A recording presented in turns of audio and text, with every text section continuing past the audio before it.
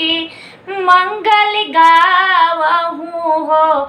ननदी हमारा जे भैले ललनावा महलिया जोर भैले हो।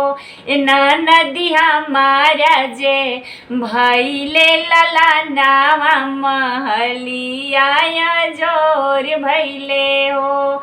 आई गईले अरगन परगन सासू जी के नैहर से हो। ललना एक नहीं अली ननदी आंगन मोरा सुना लागे हो।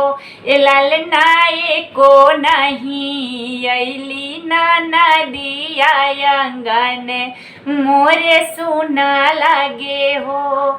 आई गईले आस पड़ोस त हमरा नैहरवा से हो। ललना एक नहीं अइले भये नावा आंगन सुना सुना लागे हो।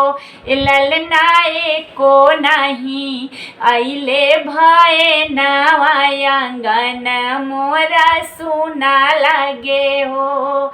आई बिये भाभी आई सोहरिया हम गाई भी हो। भाभी हमारा जे भैले भतीजावा पालनवा लेके आई भी हो।